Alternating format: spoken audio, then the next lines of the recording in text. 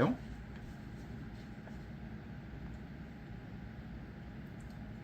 어느 날 예수는 세금을 걷고 있는 관리를 한 명 만났다. 그는 마테오라는 사람이었다. 예수는 그와 이야기를 나누기 시작했다. 마테오는 예수의 말을 믿고 예수의 가르침을 좋아했다. 그래서 예수를 자기 집으로 초대하여 식사를 대접하기로 했다. 예수가 마테오의 집에 갔을 때 마테오의 친구들도 그 집에 초대를 받아 도착했다. 그들은 세금을 걷는 관리들과 유대교를 믿지 않는 사람들이었다. 그러나 예수는 그들을 멸시하지 않았고 제자들과 함께 식탁에 자리를 잡고 앉았다. 그 광경을 본 유대교의 정통주의자들이 예수의 제자들을 불러내어 비난했다. 당신네 선생이 세금을 걷는 관리들과 유대교를 믿지 않는 무리와 어울려서 함께 식사를 하다니 말이나 되는 소리입니까? 유대교의 정통 교리에 따르면 하느님께서는 유대교를 믿지 않는 사람들과 친교를 이루는 것을 금지하셨다. 그의 말을 전해들은 예수는 대꾸했다. 모든 것이 정상적이고 건강한 사람에게는 의사가 필요 없지만 병든 사람에게는 의사가 필요합니다. 나는 제사보다 사랑을 더 원한다고 말씀하신 하느님의 뜻을 잘 깨닫지 않으면 안 됩니다. 하느님은 자신에게 바칠 제사를 요구하는 것이 아니라 오로지 사람들이 서로 사랑하기만을 요구하는 것입니다. 나는 스스로 정통주의자로 자처하는 사람들에게는 믿음을 바꾸도록 가르칠 수가 없습니다. 그러나 스스로 믿음이 없다고 자처하는 사람들에게는 진리를 가르쳐 줄 수가 있습니다. 유대교 정통법의 전문가인 전통주의자들이 예루살렘을 떠나 예수가 있는 곳에 간 적이 있다. 그들은 예수의 제자들뿐만 아니라 예수 자신도 물로 손을 씻지 않은 채 빵을 먹고 있는 모습을 보았다.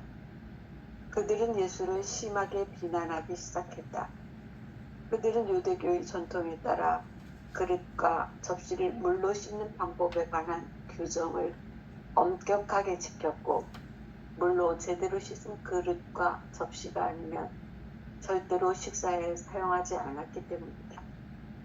또한 그들은 시장에서 돌아온 뒤에는 먼저 몸을 물로 씻지 않으면 절대 아무것도 먹지 않았다. 그래서 전통법의 전문가들은 예수에게 물었다. 당신은 어째서 유대교 전통에 따라서 살지 않고 또한 물로 씻지도 않은 손으로 빵을 집어서 먹는 것입니까? 그러자 예수는 이렇게 대답했다. 당신들은 당신들의 교회 전통을 따른다는 것을 구실로 삼아 하느님의 계명을 거스르고 있지 않습니까? 자기 아버지와 어머니를 공경하라는 것은 하느님의 계명입니다. 그러나 당신들이 그 계명을 왜곡한 결과 나는 부모님께 드리던 것을 하느님께 바친다는 말을 이제는 누구나 할 수 있게 되었습니다. 그리고 그런 말을 하는 사람은 누구나 자기 부모를 돌볼 필요가 없게 되는 것입니다. 당신들은 이런 식으로 교회 전통을 앞세워서 하느님의 계명을 어기고 있습니다. 당신들은 사람들을 속이는 무리에 불과합니다. 이사야 예언자는 당신들에 관해서 이미 참으로 옳은 말을 했습니다. 이 백성은 마음은 나에게서 저 멀리 떨어져 있으면서도 오로지 형식적으로만 내 앞에 엎드려 기도하고 입으로만 나를 찬미한다. 나에 대한 그들의 두려움이란 그들이 기억하고 있는 사람의 전통에 따른 것에 불과하다. 그러므로 나는 이 백성에게 놀랍고도 매우 특이한 일이 일어나게 할 것이다. 지혜로운 사람들의 지혜가 사라질 것이며 지혜를 생각하는 사람들의 명석함이 무디어질 것이다. 영원하신 그분의 눈을 속여서 자신의 각종 욕심을 감추려 드는 사람들, 그리고 어둠 속에서 못된 짓을 하는 사람들은 재앙을 받을 것이다. 이러한 이사야 예언자의 말은 바로 당신들에게도 적용되는 것입니다. 하느님은 외형적인 청결을 요구하지도 않고 오로지 다른 사람들에 대한 동정과 사랑만을 요구하는 것입니다. 그런데 당신들은 하느님의 법에서 중요한 하느님의 계명은 저버리고 잔을 물로 씻는 일 따위와 인간적 전통에만 매달리고 있는 것입니다. 예수는 이렇게 유형에만 치우친 예식은 모두 해롭고 교회의 그러한 전통 그 자체가 나쁜 것이라고 가르친 것이다. 교회의 전통이 사랑의 가장 중요한 행위를 못마땅하게 방해한다는 것이었다. 아멘. 예. 톨스토이 2장의 1절에 관련해서는 그 안식일법 관련해서 얘기를 진행하면서 당대의 정통 율법주의자들의 안식일법 적용에 대한 부분을 본질적인 안식을 얘기하면서 그 안식일법이 우리에게 얼마나 소중한 법인지, 그 법은 근본적으로 지금 여기 이 순간 살아있는 하느님을 만나는 법이라는 사실을 깨달아 알게 해주는 법이었거든요. 그 다음에 이제 2장 2절에는 다시 유대교 정통법을 준수하는 율법학자들과 당대의 바리사이파 사람들 그리고 기득권자들의 관점과 전혀 다른 모습의 얘기를 드러내고 있죠. 첫 번째 얘기로서는 어느 날 예수님이 세금을 걷고 있는 관리 한 명을 만났다. 그런데 그 이름은 마테오라는 사람이었다. 이렇게 시작하죠. 마테오는 예수의 말을 이해했고 예수의 가르침을 좋아했다. 그래서 예수를 자기 집에 초대해서 식사 대접을 하게 되었는데, 마테오 집에 갔을 때 마테오 친구들이니까 누구겠어요? 세리들이었겠죠. 세리들도 초대를 받아 도착했다. 그들은 세금을 걷는 관리들과 유대교를 믿지 않는 이방인들이었다. 그러니까 예수와 함께 식사 초대를 받은 마테오 세리 친구들과 예수님과의 만남 과정을 소개하면서 이 얘기를 시작합니다. 예수는 당대의 율법학자들뿐만 아니라 정통 유대인들이 세리들을 되게 아주 미워했어요. 왜냐하면 자기네 민족 사람들을 세금 걷는 사람들이니까 누구를 대신해서? 로마를 대신해서 유대인들을 착취하는 사람들로 보았기 때문에 마름 역할하는 사람들이 있겠죠. 세금을 걷어들여서 자기들도 착복하고, 그리고 자기 유대 민족들을 되게 못살게 구는 사람들의 적대적 관계로서 세리와 그리고 유대인들의 이방인들을 미워하는 입장들을 가지고 있었던 거예요. 그런데 유대인들과는 정반대의 지점에 있는 세리들과 이방인들과 함께 놀고 있는, 또는 식사하고 있는, 또는 술을 먹고 마시고 잔치에 초대받아 있는 예수가 정말 못마땅해 했겠죠. 그런 점에서 비난을 하는데, 어떻게 비난을 시작하냐면, 당신의 선생이 세금을 걷는 관리들과 유대인들을 믿지 않는 무리들과 함께 어울려 식사를 하다니 말이나 되는 소리란 말입니까? 라고 일단 말도 안 된다. 왜냐하면 그들은 근본적으로 분리주의자들이잖아요. 민족주의자들이고, 그리고 선이 분명해. 경계선이. 이것들은 죄인들이야. 도무지 우리하고 함께 있을 수 없는 사람이라고 하는 점을 지적하면서 이렇게 비난을 쏟아낸 거죠. 도무지 말이 안 된다. 그랬더니 예수님께서 이렇게 대꾸합니다. 모든 것이 정상적이고 건강한 사람에게는 의사가 필요하지 않지만 병든 사람에게는 의사가 필요하다. 제사보다 사랑을 더 원한다. 하느님은 하느님의 뜻을 깨닫지 않으면 안 된다. 제사보다 사랑, 무슨 뜻이에요? 제사는 과거지요? 지나간 거지요? 그걸 기리는 사람들. 그런데 사랑은 뭐예요? 지금 할 수 있는 것이죠? 그리고 여기에서 할 수 있는 일이죠? 지금 여기에 할 수 있는 일이 바로 하느님이시죠? 하느님이고 사랑이시기에 지금 여기 이 순간을 사는 일. 오로지 사람들이 서로 사랑하기만을 요구하신다. 라고 얘기하시면서 나는 정통주의자로 자처하는 너희들의 믿음을 바꾸도록 가르칠 수는 없다. 그러나 스스로 믿음이 없다고 생각하는 사람들에게는 내가 이 가르침을 줄 수가 있다. 생각나지요? 스스로 똑똑하다는 사람들과 안다는 사람들에게는 그 모든 것을 감추시고 철부지 어린아이들에게 나타내 보여주시니 하느님 감사합니다 하셨던 지혜와 진리와 하느님의 놀라운 사랑은 똑똑한 사람들, 자기들을 스스로가 안다고 생각하는 사람들은 어디에 묶여 있어요? 알매 묶여 있잖아요. 알매 묶여 있다는 것은 포커싱 되어 있다는 거예요. 자신들이 아는 것만 알고 나머지는 배제시키는 거예요. 포커싱이라는 말은 그거예요. 아웃포커싱.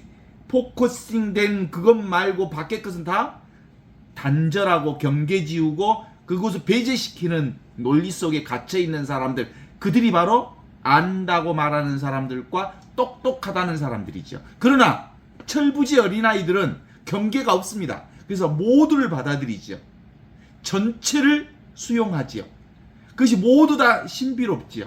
따로 이것과 저것을 구분하지 않는 철부지 어린아이와 같은 사람들에게 하느님 나라는 드러내게 되어 있다.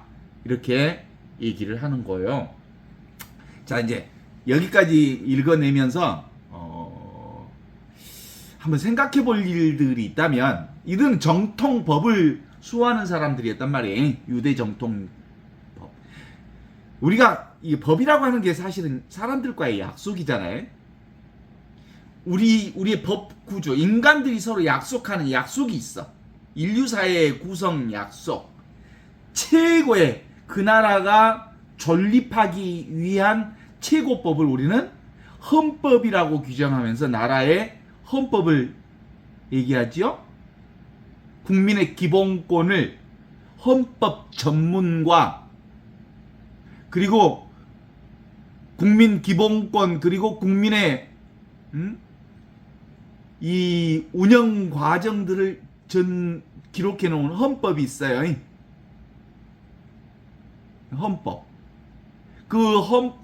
국민의 기본법에는 근본적으로 입법, 사법, 행정이라고 하는 이 삼권 분립의 정신에 따라서 이 법률이 형성이 되거든요. 그죠? 약속한 거예요, 약속. 헌법, 제일 먼저 헌법. 헌법은 기본적으로 입법, 사법, 행정이라고 하는 삼권 분립으로 형성이 되는데 그 모든 법률은 국민들로부터 선출된 대리한 국회의원들을 통해서 법률이 제정이 되어 있죠. 그 법이 제정되죠. 그리고 그 법을 운영은 누가 해? 행정이 운영하지. 그 법을. 그리고 그 법을 잘 운영했는지 뭘 운영했는지를 판단하는 곳이 있어. 그게 이제 사법이지.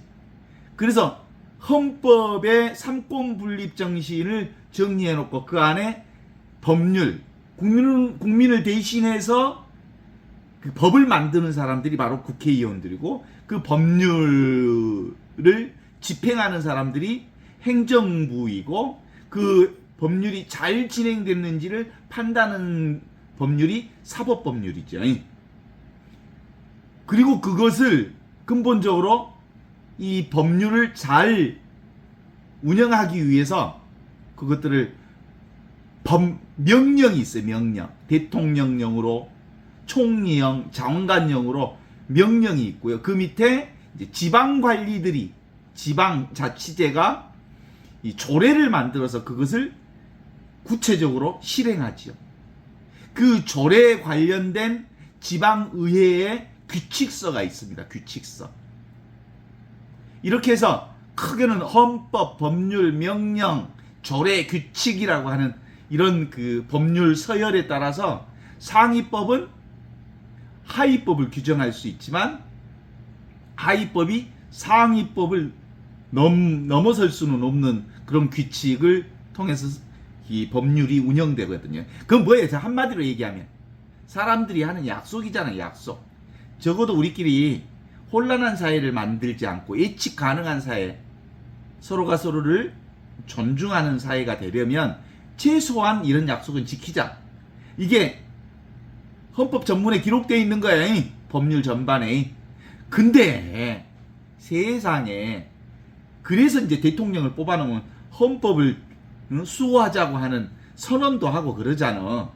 그런데 법률을 선언하자고 하는 대통령이 법을 교묘하게 이용해서 법을 국민 전체가 함께 약속을 잘 지키는 법률이 운영되도록 하는 게 아니라 소수의 몇 사람들을 위한 법으로 만들어버려서 이렇게 운영하는 것들을 사람들이 감당할 수 없으니까 아이고 끌어내렸으면 좋겠다라는 얘기를 하기도 하나 봐요. 요즘에 우리나라는. 저도 그것에 찬성하는 사람 중에 하나입니다. 사실상 근데 이제 여기 유대인들과 그 정통 유대 법률가들은 그 당대 유대인들의 관습까지도 이 유대법에 다 기록이 되어 있었나 봐요.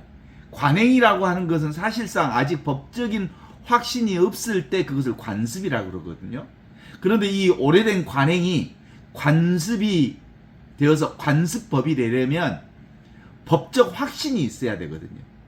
그러면 이제 관습법으로 되는 거고, 그렇지 않으면 그냥 관행으로만 사용되는데, 아마 유대의 그 십계명을 구체적으로 관행과 관습법까지를 구체적으로 기록해낸 법률서가 율법서에 있었나 봐요. 그런 관점에서 예수님의 행위를 문제 삼는 거예요. 하느님은 유대교를 믿지 않는 사람들과 친교를 이루는 것까지도 율법서에 금지령으로 되어 있는 모양이에요.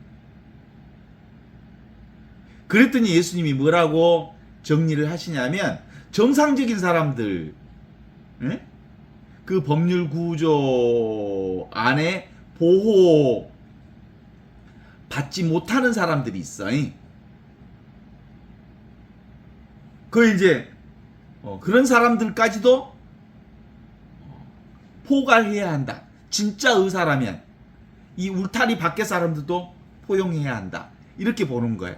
그래서 나는 제사보다 사랑을 권한다. 지금 여기 이 순간 이렇게 생생하게 살아있는 과거의 관습이 아니라 지금 눈앞에 있는 이 생생하게 살아있는 하느님의 사랑을 지금 여기서 실천해야 한다라고 하는 게 예수 정신의 핵심이죠.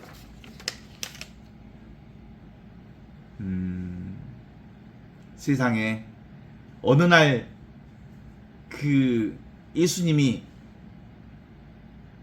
세리들의 초대를 받았다는 말은 그 중에 대표적인 마테오라고 하는 세리가 예수님을 초대했다는 말을 여기다 써. 뭐라고 쓰여져 있냐면, 예수의 가치를, 예수의 복음을, 예수님이 깨달은 말씀을 잘 이해하고 있는 마테오와 그리고 그의 친구들이 예수님을 초대한 거예요.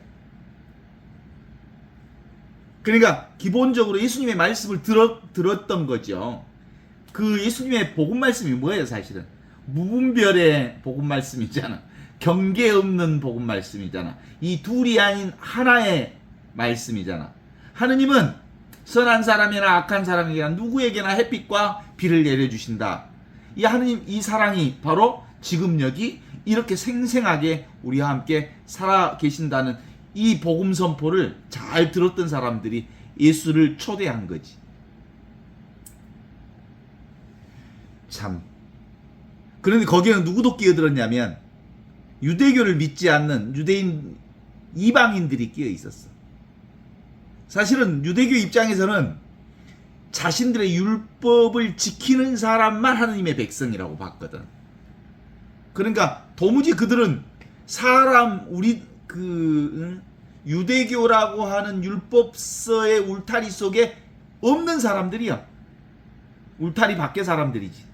그런데 예수님은 그 울타리를 뛰어넘어서 그 세리와 이방인들이 초대를 받고 함께 놀고 있었으니 그 정통 유대교를 신봉하던 율법학자들에게는 얼척 없었겠지. 참말로 어때요?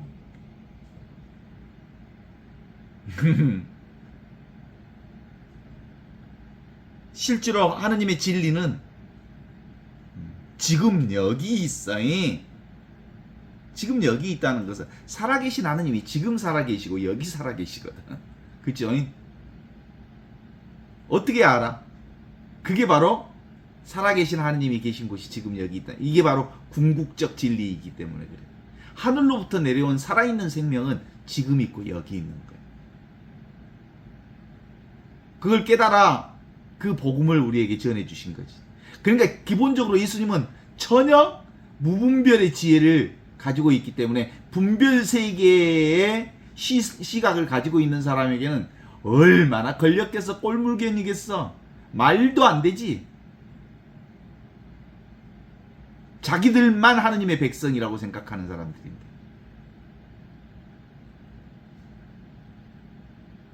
아, 참. 어때요?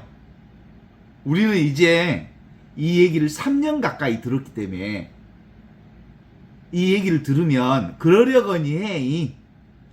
근데 이 얘기를 이제 듣는 사람들은 도무지 이 이혼론이라고 하는 이혼성의 관점에서 이론성의 진리를, 하나밖에 없는 이 진리를, 하느님과 둘이 아닌 이 진리를 안다는 건 불가능에 가까운 거야. 실제로는 우리의 삶은 전혀 나뉘지 않는 하느님의 사랑을 살면서도 우리의 생각은 늘 주객 이혼론으로 보고 있기 때문에 주객 이혼론의 관점으로 이 얘기를 들으면 불가사의에 알아들을 수가 없어. 그런데 사실은 마음만 내려놓으면 이거 쉽게 받아들일 수 있거든요. 그러니까 이제 똑똑하다고 하는 사람들, 안다고 하는 사람들은 뭐가 분명해? 분별의식이 너무 뛰어나. 그걸 똑똑한 사람들이라 그러잖아. 분별을 잘하는 사람, 기억력이 좋은 사람들, 이것과 저것을 나누기를 잘하는 사람, 이런 걸 똑똑한 사람이라고 그래요. 그래서 누가 잘하나 경쟁을 계속 붙이면서 이걸 발달시켜낸 거지. 그런데 실제로 하늘로부터 내려온 살아있는 생명은 둘이 아니거든. 하나거든. 그 생명장이 바로 우리가 살고 있는 그 장이거든. 그래서 어떤 것을 하느님으로 아는 사람들은 이 하느님을 알 수가 없어요. 그래서 개신교는 하나님이라고 하고 천주교에서는 하느님이라고 하는데 하느님이 따로 있는 줄 알아. 하나님이 따로 있는 줄 알아. 이렇게 하느님이 따로 있다고 생각하고 하느님을 만나려고 하고 추구하고 믿음을 가진 사람에게는 이렇게 우리와 늘 함께 계시는 하느님, 둘이 아닌 하느님을 깨달아 알기가 좀처럼 어려워요. 실제로 예수님 그런 뭐라고 하셨어? 임마누엘 하느님을 우리에게 선포해 주셨잖아요. 동정녀가 잉태하여 아들을 낳으리니 그 아들은 하느님이 우리와 함께 계시다라고 하는 임마누엘 하느님으로 우리에게 오셨다. 이 둘이 아닌 한 생명을 우리에게 전해주러 오신 거예요. 그 한 생명으로 오신 거죠. 그러면 예수님이 우리에게 한 생명으로 왔으니까 예수님만 이 한 생명으로 왔을까? 우리 모두가 다 이 하늘로부터 내려온 살아있는 생명 은총을 살고 있는 생명장 그 한 생명을 살고 있거든요. 그게 본래 생명이 나지요. 절대 죽지 않는 생명. 이게 난데 이 자기 면목, 자기 자신을 깨달아 알지 못하는 사람들에게는 도무지 지금도 이해하기 어려운데, 정통 유대 사람들, 특별히 율법을 지키는 자들만이 하느님의 사람이라고 규정하던 정통 유대인들에게는 도무지 예수를 받아들일 수가 없었다고 볼 수 있겠죠. 어때요?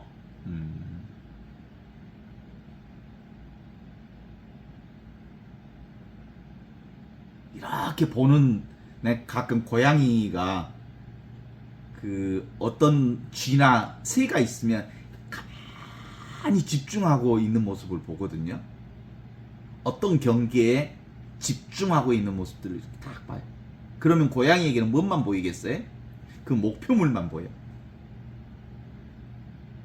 그리고 아주 집중하고 있을 때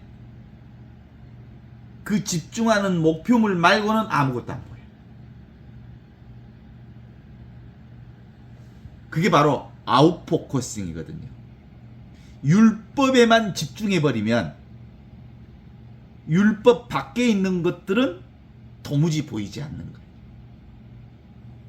그게 율법주의자들의 한계가 되는 거죠. 자, 너무 분명해요, 사실은. 잡으면 잡힌다. 이 손이 이 마우스를 잡고 있으면 이 손은 마우스를 잡고 있는 것 같지만 반대로 마우스에게 잡혀 있는 거예요. 율법을 지키기 위해서 율법을 잡고 있으면 내가 율법을 잡고 있는 것처럼 보이지만 율법에 잡혀 있는 거거든. 그래야, 그런 의미에서 이 율법이라고 하는 경계의 대상을 내려놓아야 비로소 지금 여기 생생하게 살아있는 없이 계시는 하느님을 만날 수 있거든요. 없이 계시는 하느님과 함께 할 수 있거든요. 열린 존재가 될 수 있거든요. 의식 그 자체가, 존재 그 자체가 하느님과 온전히 하나인 지극한 복락을 그때 경험할 수 있는 거예요. 무엇을 잡고 있는 한 그는, 무엇을 의지하고 있는 한 그는 결코 열린 존재가 될 수 없는 거거든요. 이게 정통 유대인들의 한계라는 것을 예수님이 가르쳐 주시죠. 나는 정통주의자로 자처하는 너희들의 그 믿음을 바꾸도록 가르칠 수 없다. 왜냐하면 너희는 그걸 붙들고 있어서 그것에 잡혀 있으니까. 그러나 스스로 믿음이 없다고 자처하는 사람들에게는 진리를 충분하게 가르쳐 줄 수 있다. 유대교 정통 전문가인 정통주의자들이 예루살렘을 떠나 예수가 있는 곳에 간 적이 있었다. 그러니까 대부분 이 기득권자들은 수도 서울인 예루살렘에서만 주로 많이 살았던 거예요. 그들이 이제 시골 갈릴리아 지방 그 동네 예수님이 산 곳에 간 적이 있었나 봐요. 근데 예수가 물로 손도 씻지 않고 빵을 먹고 있는 모습을 보았다. 그들은 예수를 심하게 비난했다. 그들은 유대교 정통에 따라서 그릇과 접시를 물로 씻는 방법에 관한 규정을 엄격하게 지켰고, 물로 제대로 씻는 그릇과 접시가 아니면 절대로 식사에 사용하지 않았기 때문이다. 또한 그들은 시장에 돌아와서는 반드시 몸을 물로 씻지 않으면 절대로 아무것도 먹지 않았다. 정통법 전문가들은 예수께 이렇게 질문합니다. 당신은 어째서 유대교 정통에 따라서 살지 않고 또 물로 씻지도 않는 손으로 빵을 집어 먹는 것이요? 라고 하는 질문에 대한 예수님의 답변이 이렇습니다.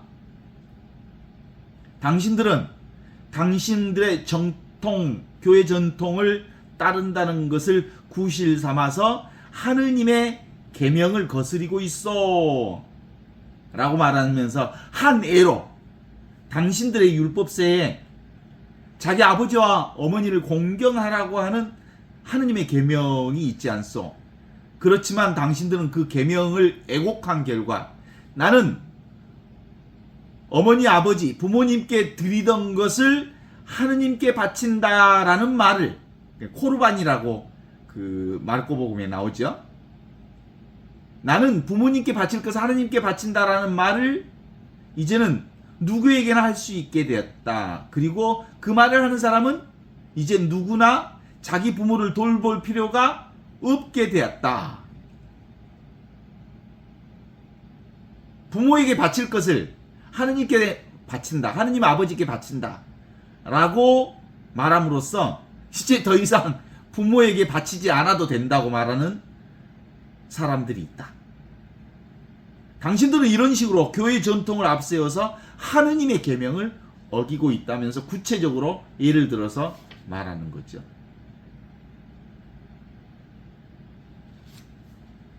그런 점에서 이들은 율법을 잡고 있으면서 율법을 어기는 거예요. 하느님의 법을 지킨다고 하면서 하느님의 법을 어기는 거예요. 왜 그럴까요? 잡으면 잡힌다는 사실인 거거든요. 하느님의 마음, 하늘로부터 내려온 살아있는 생명을 살고 있는 생명 은총으로서 내 본성을 사는 사람들, 생명의 장을 사는 열린 마음의 사람들은 자유 그 자체를 살거든요. 그죠? 걸림 없는, 경계 없는, 평상심 그대로, 일상생활 그대로, 그것이 하느님의 최상선을 드러내고 있다는 걸 깨달아 알고 있기 때문에 그 누구도 그 무엇도 배제하지 않는 채 있는 그대로 지금 이대로의 하느님의 생명을 사랑하고 받아들이는 거거든요. 왜요? 내가 사실은 열린 존재이기 때문에 내게 들어오는 모든 걸 수용할 수 있는 거거든요. 내가 생명장이기 때문에 어디에도 구분을 두지 않는 하느님의 생명이기 때문에 모든 걸 다 수용하고 받아. 오는 것은 오게 하고 가는 것은 가게 하는 게 이게 바로 하느님의 안목이며 그게 바로 뭐예요? 관상생활이에요. 관상생활. 하느님의 눈으로 세상을 보는 관상. 이 관상생활이 뭐요? 성사생활이요. 하느님이 모두 일하시니까 얼마나 거룩한 삶이요. 배제하지 않는 삶, 선을 긋지 않는 것. 이게 바로 예수님이 우리 모두에게 전해주시고 싶었던 하느님 나라의 기쁜 소식인 복음이었던 거거든요. 지금 여기 하늘로부터 내려온 살아있는 생명 은총은 늘 이와 같이 늘 온전히 모든 것을 수용하는 생명 은총을 살고 있는 자리거든요. 어떻습니까? 텅 비어 있으면서 모든 것을 아는 이게 하느님과 나와 둘이 아닌 하나의 생명이죠. 어떻습니까? 무분별의 진리, 경계 없는 진리. 이게 원래 하느님 법인데 그 사무엘 베케트의 고도를 기다리며라는 내용들을 잘 알죠? 그 고도는 끝까지 기다려도 와요, 안 와요? 오지 않아요. 그거 고도를 기다리며라고 하는 사무엘 베케트의 이 연극은 소설은 뭘 얘기를 하는 거예요? 부조리한 인생을 드러내고 있는 거예요. 끊임없이 인간은 뭘 향해서 기다리는 인생인데 그런 그런 미래를 향한 어떤 기다림은 사실상 오지 않는다는 거예요. 실제로 우리는 지금 여기 아무것도 부족함이 없는 하느님의 온전한 생명을 사는 생명은총 한가운데 있기 때문에 그런 거예요. 나와 세상이 따로 없는 온전히 한 생명 세상을 살고, 그래서 지금 바로 지금이 바로 여기가 바로 이렇게 생생하게 살아있는 이 지점이 바로 예수 마음이요 텅 비어있는 하느님의 거룩한 마음이죠. 나 예수 마음 하기만 하면 막 이 노래가 나올라 그래. 예수 마음 거룩하신 자여.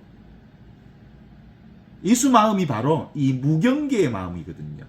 구별하지 않는 마음. 이게 생각과 느낌이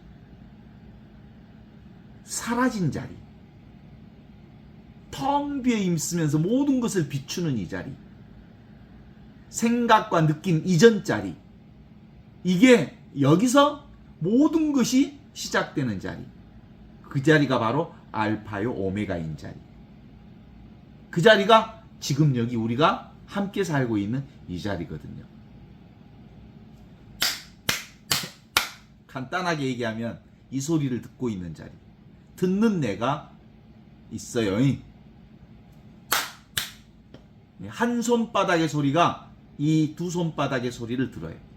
자, 이 듣는 자리에서 느끼기도 하고, 이 듣는 자리에서 보기도 하고, 이 듣는 자리에서 경험하고, 이 듣는 자리에서 모든 것을 다 알아요.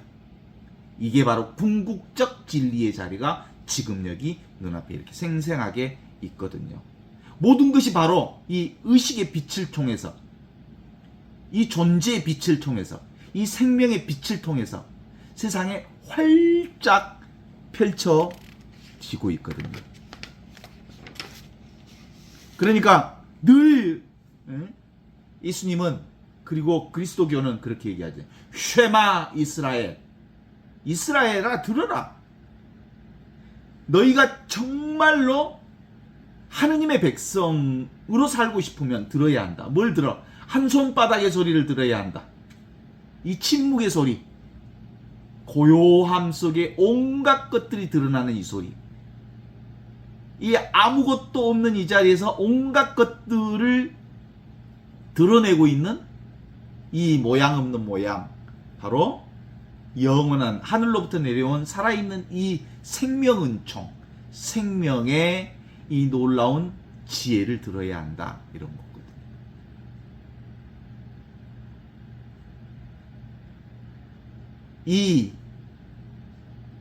이 소리는 우리 태어나는 순간부터 우리가 살면서 보통 아이들에게 딸랑이 하나 달아주거든. 딸랑이, 딸랑딸랑 하면 눈을 깜빡깜빡하고 그러죠. 뭘로 들었어? 이 딸랑이 소리를. 이 소리 없는 소리로 그 딸랑이 소리를 들었거든. 그 어렸을 때 엄마 뱃속에서부터 드러날 때부터 들었던 이것으로 지금도 듣고 있고, 지금도 보고 있고, 이것으로 지금도 쓰고 있어. 그것이 바로 영원한 생명인 하느님의 생명이, 예수 생명이. 이 생명은총이 지금 우리를 살게 해주시거든요. 처음에는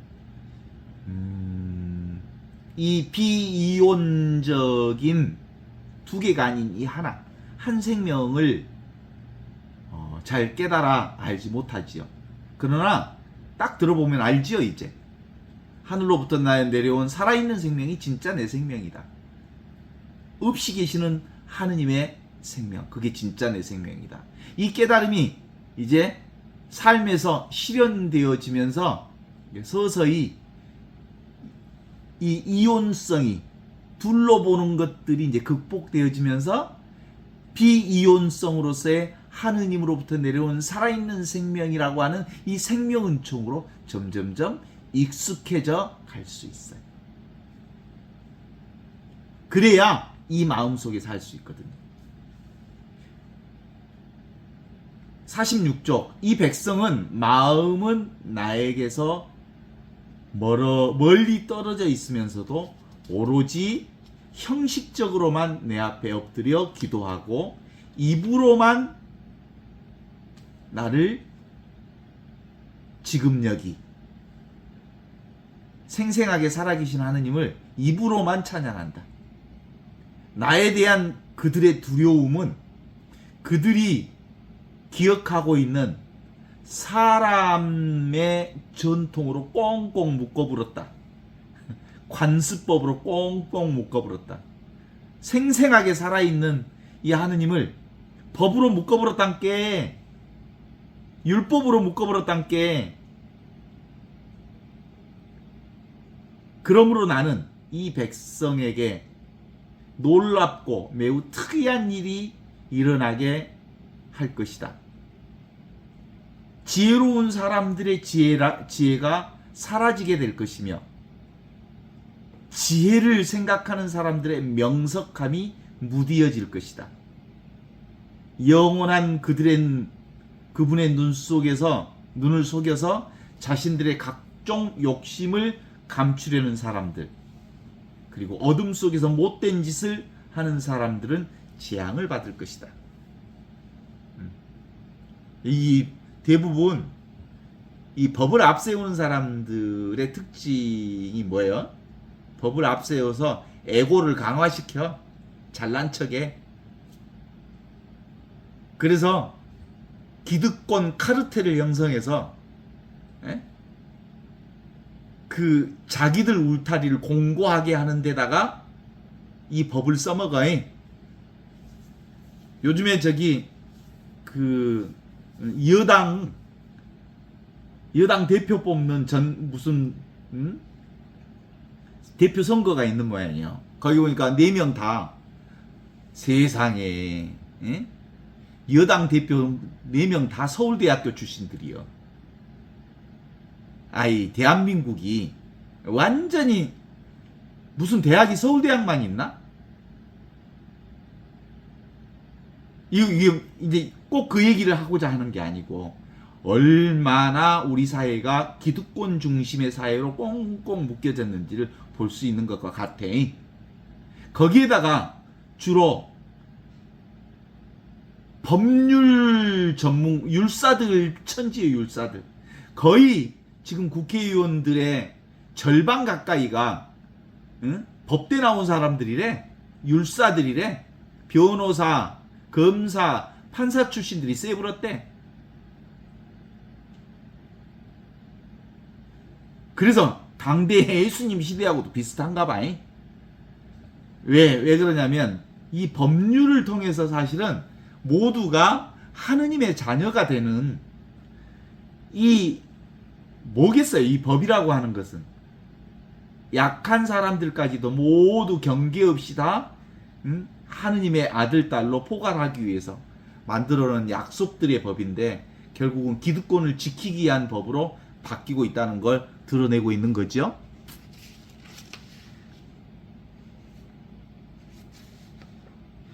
그렇습니다. 이렇게 이와 같이 우리가 살아야 할 법은 뭐예요? 하늘로부터 내려온 살아있는 생명, 없이 계시는 하느님의 생명. 그것이 내 생명이에요. 모두의 생명이고. 그게 바로 우리가 살아야 할 생명장, 생명은총으로서의 하느님의 생명을 얘기하는 거거든요. 그걸 볼 줄 아는 눈이 생겨야 비로소 우리는 하느님의 눈을 통해서 관상생활을 할 수 있어. 관상생활은 그렇게 이루어집니다. 아시죠? 응? 관상생활은 그런 거예요. 보는 거예요. 보는 거. 네? 당나귀가 우물을 보는 게 아니라 우물이 당나귀를 본다니까? 응? 내가 거울을 보면 내가 거울을 본 줄 알지? 거울이 나와 세상을 비추고 있다니까? 그죠? 내가 하늘을 보면 내가 하늘을 본 줄 알아. 하늘이 나와 세상을 보고 있단께? 내가 무언가를 보면 이 개 육체적인 눈으로 세상을 보는 줄 알지만 그렇지 않아요. 예? 나 아닌 것들이 나와 세상을 열린 존재로 보고 있다니까요. 이게 바로 이 눈이 바뀌어져야 비로소 관상생활이 가능해지고 성사생활이 가능해지고 진짜 신앙생활이 가능해지거든요. 살아계신 하느님의 눈으로 보는 거죠. 그런데 유대교 정통주의자들은 율법의 눈으로 율법의 눈이 뭐야? 인간이 만든 눈이지. 인간이 만들어낸 경계의 눈으로 예수님을 재단해서 세리들과 죄인들과 함께 논다고 비판을 가했던 거죠. 그래서 경계의 대상 그대로 하느님의 눈은 경계 없이 있는 그대로 보는 눈이죠. 오는 것 오게 하고 가는 것 가게 하는 눈. 분별하지 않고 보는 눈이죠. 분리하지 않고 생각하지 않고 언어 따라 개념 따라 관념 따라 생각 따라 가지 않으면서 있는 그대로 보는 눈. 이게 바로 하늘로부터 내려온 살아있는 생명인 생명은총으로 보는 눈이거든요. 정통 유대교 율법주의자들과 정통 유대계의 바이사리파 사람들은 율법이라고 하는 고정관념 무슨 말이에요? 고장난 생각이거든. 고장난 생각으로 세상을 보고 있으니 전부 그 율법으로 사람들을 재단했단 말이에요. 로마 신화에 그 프로크로테스 신화가 있죠. 지나가는 사람들을 침대에다 놓고 길면 다리 잘라불고 짧은 사람들은 느려서 죽여불고 긴 사람은 잘라서 죽여불고 이 자기 잣대를 가지고 있으면 그 잣대를 통해서 온갖 것들을 다 잰단 말이. 사량 분별해서 자기 기준점에 따라서 좋은 사람, 나쁜 사람, 선한 사람, 나쁜 사람, 추한 사람, 아름다운 사람이라고 하는 무슨 기준점이 있어. 하느님은 그런 기준점 없어요. 모든 잣대를 내려놓으신 분이 하느님이시거든요. 그래서 고정된 바 없는 것, 없이 계시는 하느님의 본성이 바로 그런 본성입니다. 그게 바로 오직 예수의 마음입니다. 오직 예수의 마음은 지금 여기 이 생생하게 살아있는 생명 은총으로 보는 눈이지. 그런데 지금 이것에 대한 깨달음이 없는 사람은 늘 지연 말단이라고 하는 경계 대상과 관습과 전통에 매여 있을 수밖에 없고 자기가 생각하는 과거의 경험과 기억을 통해서 세상을 재단할 수밖에 없는 거예요. 그러니까 이 깨달음의 눈이 하느님의 눈이 열리지 않으면 얼마나 많은 사람들을 내 잣대로 재단하고 판단하고 단죄하고 살았겠어요. 여러분, 그렇게 살아온 자기 자신에 대한 과거를 인정할 수 있잖아요. 저도 그랬는데 얼마나 많은 사람들이 그렇게 살았는데 진짜 진실을 말하는 사람과 생각으로 말하는 사람들을 구별할 수 있어요. 진짜 하늘로부터 내려온 살아있는 생명인 이 생명 은총을 사는 사람과 자기 생각을 말하는 사람들은 어떻게 봐요?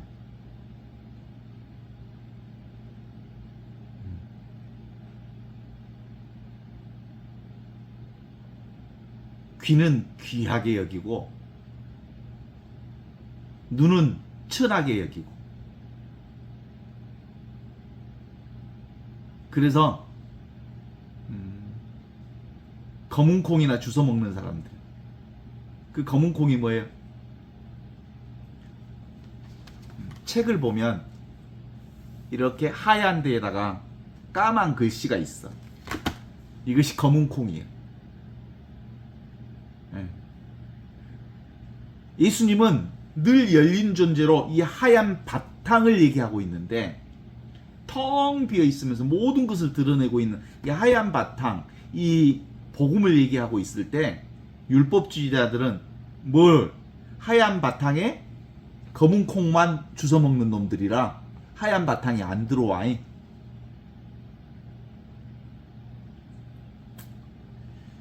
그래서 기본적으로 우리의 삶을 진실하게 말하고 사는 사람들은 하늘로부터 내려온 살아있는 은총, 살아있는 생명 은총을 깨달아 아는 사람만이 이 진실을 깨달아 알 수 있어. 눈앞에 있는 이거. 요즘에 21세기, 20세기 양자 물리학이 이제 발달하면서 이 지금 하늘로부터 내려온 살아있는 생명, 생명 은총이니 생명장으로 우리가 살고 있다는 것을 확인시켜 줄 만한 연구 결과들이 엄청 나오더라. 응? 생명장을 양자장으로 얘기해. 양자장. 옛날에는 객관적 이성으로 객관적인 사실을 연구하고 그것들을 보았던 눈들이 바뀌면서 양자역학이 생기면서 관찰자에 의해서 이제 주체가 참여하는 세계가 되는 거예요. 내가 있으니까 세상이 있다는 것이 양자역학을 통해서 증명이 되버렸어. 보는 자가 있으니까 보는 세상이 있다. 이게 양자역학의 결론이에요, 결론. 지금 여기 우리가 이 생명장으로 살고 있으니까 이 생명장인 사랑을 통해서 세상이 드러나고 있다. 은총을 통해서 세상이 드러나고 있다. 이 하느님의 자비를 통해서 세상이 드러나고 있다. 하늘로부터 내려온 살아있는 생명인 이 공짜 생명, 그라시아, 하느님의 선물인 이 나를 통해서 세상이 환하게 드러나고 있다는 것을 이제 물리학이나 양자역학을 통해서도 증명을 해주고 있다는 게. 그런 점에서 우리는 이제는 세상이 있고 내가 있는 게 아니라 뭐가 있어? 내가 있고 세상이 있다는 게 너무 분명한 거예요. 이 소리도 사실은 뭐가 있으니까 들려? 소리 없는 소리인 침묵이 있으니까 이 소리가 들린 거예요. 그러니까 소리 없는 소리인 침묵은 늘 항상 언제나 존재하잖아요. 그 침묵 속에서 잠깐 이 소리가 드러났다 사라지는 거지. 이미 있는 이 평등한 하느님의 생명, 이 완전한 깨달음이 우리에게 확보될 때 비로소 이제 아무리 행동해도 괜찮아요. 무언가를 다 보아도 이것은 본 바가 없어. 그냥 비추는 거울일 뿐이니까 왔다가 드러나는 거예요. 경험, 아무리 사랑해도 사랑한 바가 없어. 사랑의 흔적이 안 남아. 하느님은 이것은 아무리 달을 보았어도 달을 본 바가 없어. 아무리 맛있는 것을 먹어도 맛있는 것을 먹은 흔적이 없어. 내가 글을 몽땅 썼어도 내가 글을 쓴 바가 없어. 내가 이렇게 많은 말을 했어도 아무 말을 한 바가 없어. 그냥 이 순간만 드러났다 사라지는 말일 뿐인 거야. 왜냐하면 나는 지금 여기 이 순간 무변허공의 진공묘유를 살고 있기 때문이지요. 이 생명은총은 이렇게 생생하게 살아있구나. 어때요? 이게 깨달아 알면 아 그렇구나. 늘 이렇게 내가 듣고 있었구나. 말할 바가 없는 이 진리가 이것이었구나. 들은 바가 없는 진리가 바로 이거였구나. 경험한 바가 없는 진리가 바로 이거였구나. 라는 것을 알게 되면 실제로 이제는 진짜 제대로 소통이 되거든. 이 하느님의 자리에서 보면 각자의 다름이 얼마나 소중한 다름인지를 경험하고 인정하게 돼. 왜냐하면 나의 모습들을 드러내서 볼 수 있으니까. 요즘을 국회는 국회대로 그러고 세상은 세상대로 그러고 사람과 사람 사이에 소통이 안 되는 시대잖아. 소통의 부재 시대. 자기 말만 하는 사람들. 놀라운 것은 노인들 80세 90세가 넘는 양노인이나 노인들이 살고 있는 자리에 가면 얼마나 웃긴지 몰라. 모든 노인들이 다른 사람들 기도 먹어가지고 잘 안 들리기도 하지만 모두 다 자기 말만 해. 듣는 사람은 없어. 시끌벅적 말은 많은데 말하는 사람만 있지 듣는 사람이 없어. 와, 노인들 얘기 들어봐봐. 얼마나 재밌는지. 노인들뿐만이 아니고 세상 전체가 그래. 다른 사람의 목소리를 듣는 사람은 없고 말하는 사람만 있다는 걸 경험해 보면 알 수 있어요. 전부 자기 생각만 얘기하지. 그런데 실제로는 이 공부의 핵심은 뭐예요? 다른 사람의 목소리가 내 목소리인 줄을 아는 거예요. 그래서 어떤 소리든 들어보는 거예요. 들리는 대로 듣는 거예요.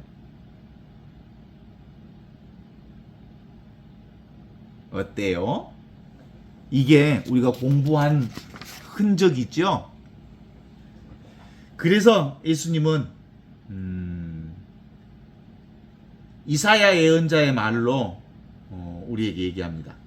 외형적인 청결을 요구하지 않고 오로지 다른 사람들에 대한 동정과 사랑만을 요구합니다. 그런데 당신들은 하느님의 법에서 중요한 하느님의 계명은 저버리고 잔을 물로 씻는 일 따위에 인간적 전통에만 매달려 있으니 교회 전통이 사랑의 가장 중요한 행위를 못하게 방해한단 말입니다. 라는 말로 정리하고 있어요. 자, 뭐예요? 잡으면 잡힌다. 이게 열린 존재로서 예수님이 우리에게 전해주신 복음의 아주 결론이라고 말할 수 있습니다.